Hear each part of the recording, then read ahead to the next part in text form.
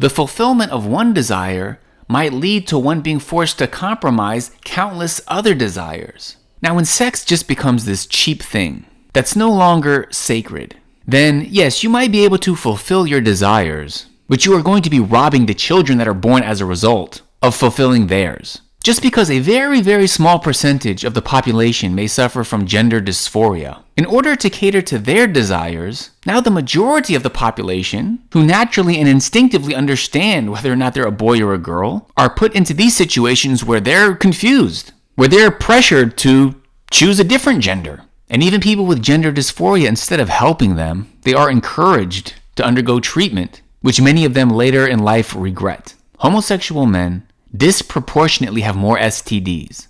So by fulfilling one desire that they have, leads to having to give up other desires. Other desires such as not having these STDs that cause them pain and can potentially kill them. Like I said, people can fulfill their desires, but there are consequences to fulfilling your desires. And oftentimes those consequences lead to the sacrifice of many other desires. Bismillah, alhamdulillah, wa salatu wassalam ala rasulillah, assalamu alaikum wa rahmatullahi wa barakatuh, and welcome all viewers.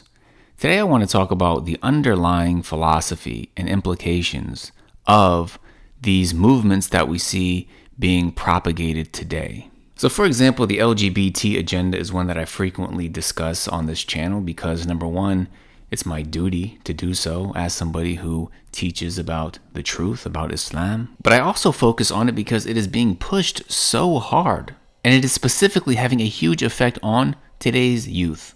And one of the reasons it's able to spread so quickly is because there is a lot of false language that is used to promote it. This agenda is being forced on people under the guise of love and freedom. And at face value, who can argue against love and freedom? But if we open our minds and we think a bit deeply about this topic, we'll find that love has very little to do with this movement, and freedom isn't really exactly what they're trying to portray it as.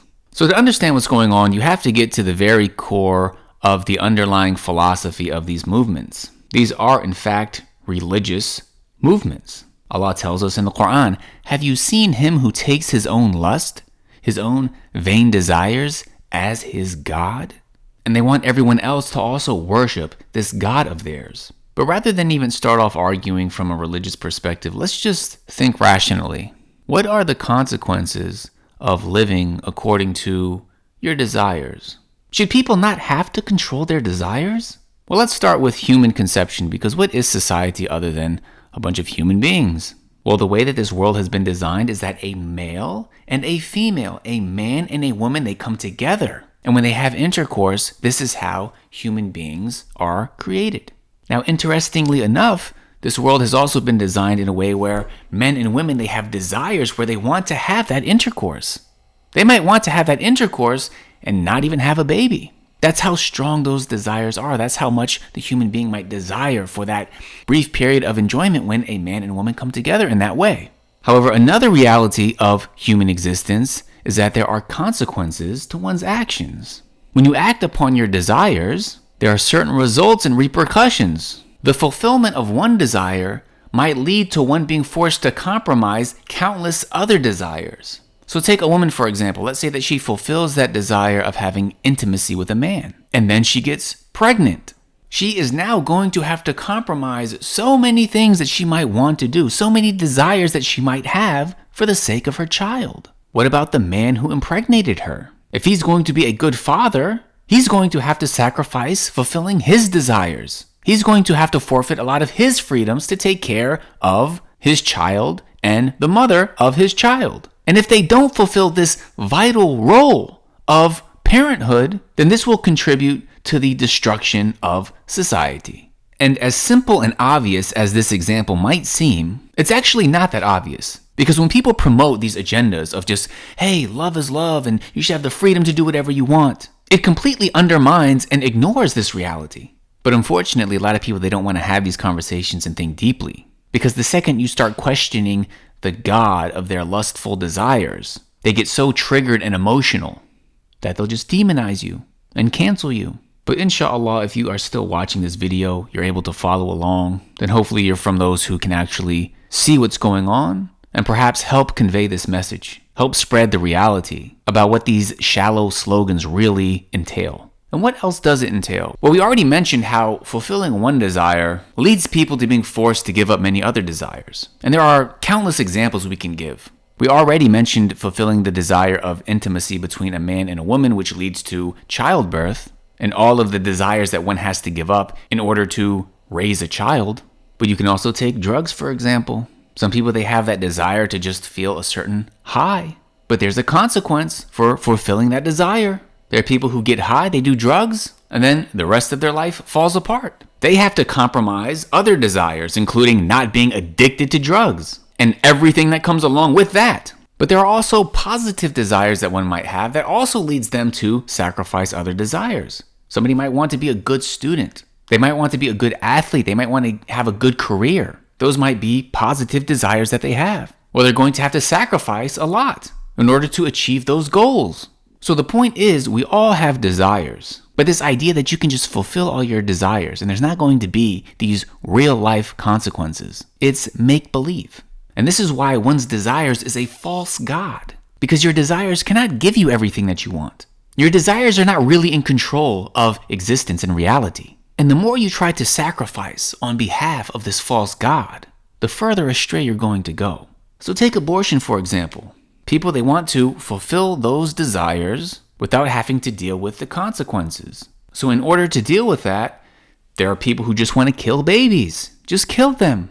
That way I can fulfill my desire and I don't have to deal with the consequences. People are just pushing the envelope and they're trying so hard to not control those desires. To not say, hey, you know what?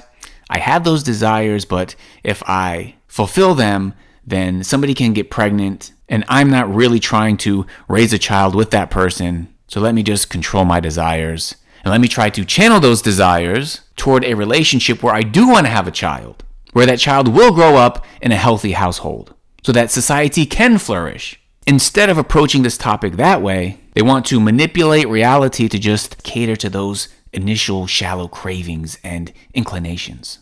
And when you have that as a foundation, your society is just going to race towards destruction because there are countless problems that are going to come as a result. So let's get back to LGBT, for example.